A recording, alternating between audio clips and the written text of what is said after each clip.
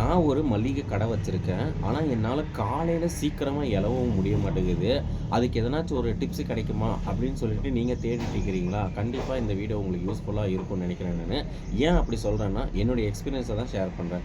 ஏன்னா, மளிகை கடை அப்படின்னாலே, அ எப்படி சொல்றதுன்னா, முடிஞ்ச அளவுக்கு நம்ம காலையிலே தொறந்து பழகுனா மட்டும் தான். ஏன்னா, நெறைய பேருக்கு தெரியும். மளிகை கடைன்னா காலையிலே தொறந்திருக்கும்.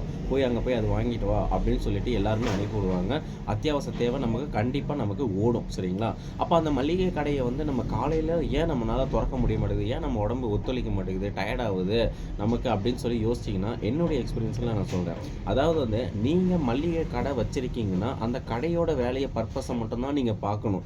இது பண்ணா மட்டும் தான் உங்கனால வந்து மளிகை கடைய வந்து காலையில வந்து ஒரு 45 நாள் வந்து கஷ்டப்பட்டு நீங்க தொறந்துட்டீங்கன்னா கூட, ஒரு மண்டலம் நீங்க தொறந்துட்டீங்கன்னா கூட, அடுத்து உங்கனால வந்து கண்டிப்பா அத ஜெயிக்க முடியும். சரிங்களா?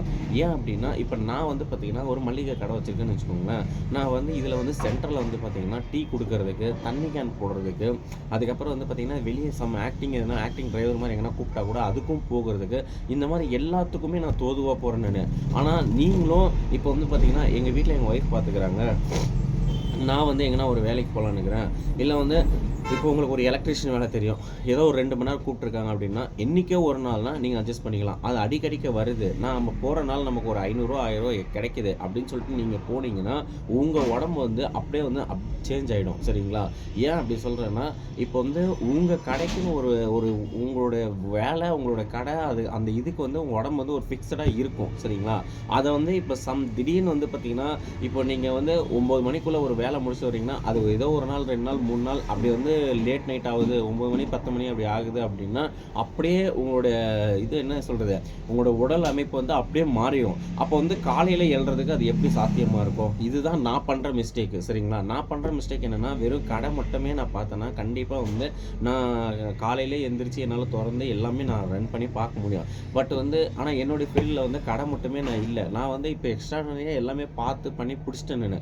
டீ குடுக்குறது, தண்ணி ஆர்டர் போடுறது, அதே மாரி வேற எங்கனா எக்ஸ்ட்ரா ஆக்டிங் மாரி டிரைவர் மாரி கூப்பிட்டா அதுக்கும் போகுறது. இந்த மாரிலாம் நான் பண்ணும்போது வந்து பார்த்தீங்கன்னா, அப்போ எந்த இதுக்கு எனக்கு தோதலிக்கிறதுன்னு எனக்கு தெரியல. ஆனா நான் முடிஞ்ச அளவுக்கு ஒரு 7:00 ஒரு 6:30க்குள்ளேயே நான் வரணும்னு நானும் பார்த்துட்டு இருக்கிறேன்.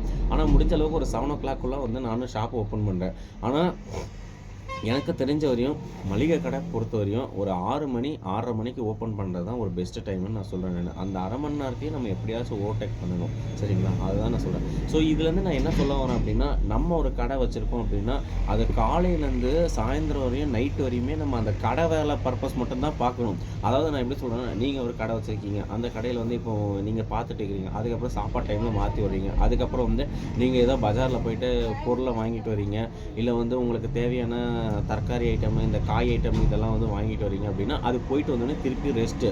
ஒரு 1 ஹவர்னா 2 ஹவர்னா நீங்கள் தூங்கணும். சரிங்களா? தூங்கிட்டு அதுக்கப்புறம் திருப்பி எப்பயும் போல சாப்பிட்டு திருப்பி கடைய பார்க்குறது இப்படி தான். அப்போனா காலையிலேருந்து சாயந்தரம் வரையும் நீங்கள் இதே மாதிரி பார்த்துட்டு இருந்தால் மட்டும்தான், ரொட்டீனாக போயிட்டு இருந்தால் மட்டும்தான் உங்களால் வந்து சக்ஸஸ்ஃபுல்லாக கடையை வந்து டெய்லியுமே ரன் பண்ண முடியும். லீவே போடாமல் உங்களுக்கு நல்ல ஒரு ரெஸ்ட் கிடச்சி நீங்கள் ரன் பண்ண முடியும். ஏன் நிறைய பேர் வந்து கடையை திறக்க முடியல அப்படின்னா, நான் பண்ணுற ரீசன்னால தான் இப்படி இருக்குது. சரிங்களா? ஸோ மளிகை கடையை பொறுத்தவரையும் அதாவது நான் சிம்பிளாக என்ன சொல்ல வரேன்னா, என்ன வேலை செய்கிறீங்களோ அதை தான் நம்ம தொடர்ந்து பண்ணணும். எக்ஸ்ட்ராடனரியாக பண்ணுறது வந்து என்றைக்கோ ஒரு நாள் 2 நாள் பண்ணலாம். பட் அதே நம்ம கன்சிஸ்டன்சியாக நம்ம அதுவும் பார்க்கணும், இதையும் பார்க்கணும்னா கொஞ்சம் கடினம் இருக்க தான் செய்யும். சரிங்களா? அதான் நான் சொல்ல வரேன் நான்.